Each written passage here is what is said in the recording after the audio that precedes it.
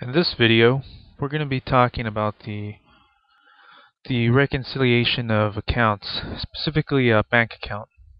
QuickBooks provides a year-end guide for the year-end procedure. There's no set way to do the year-end procedure, no set rules, but it's a great guide to use. I would recommend using it. So why we do a bank reconciliation? It's basically to uncover reasons for differences between balances and to correct for any errors either made by the bank or business. The reasons for the differences include deposits in transit, and those are deposits made after the bank statement has been issued. You also have outstanding checks. If you have checks that have been written by the company but not received for payment, then you would have a difference. Collections, when the bank acts as a collection point for its customers. And interest bearing, interest earning accounts, those would also cause a difference. NSF checks, not sufficient funds. That's basically when a bank customer deposits a check. It's recorded as cash on the customer's books, but it bounces. And service charges. That's basically charges for services rendered. The bank charges for these. They could be handling checks, collecting money, receiving payments, and errors. Any errors made by the bank or by the business. So once you're in QuickBooks, you want to click on Reconcile, and you want to choose the account that you want to reconcile, whether it's a credit card, bank account. You choose it, and you want to click on here and choose the statement date that's on your statement, and make sure that your beginning balance equals the beginning balance on your statement. If it does not, you should not proceed. You should fix this error first, either by locating discrepancies or undoing your last reconciliation, but you need to fix that first. Once you've verified that that equals the statement balance, your beginning balance equals your statement balance, you put in your ending balance. Next we go to our service charge. This will be $20 for us. Choose your account. We have a bank service charges expense account, and we're going to say 0 interest. Click continue.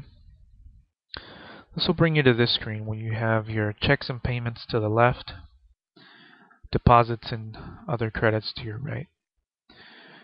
This is a fictitious QuickBooks file, but in a real QuickBooks file, you would have several transactions all the way down here.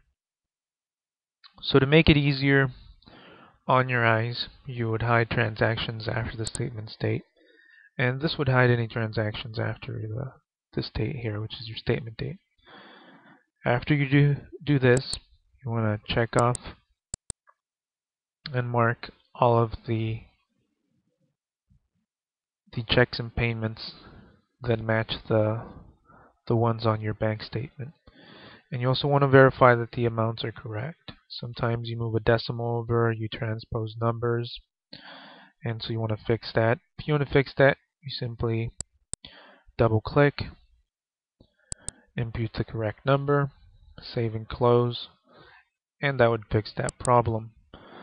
Another issue that sometimes comes up is you might have forgotten to record a check. You might have a check that's cleared your bank statement, but you never recorded it in QuickBooks.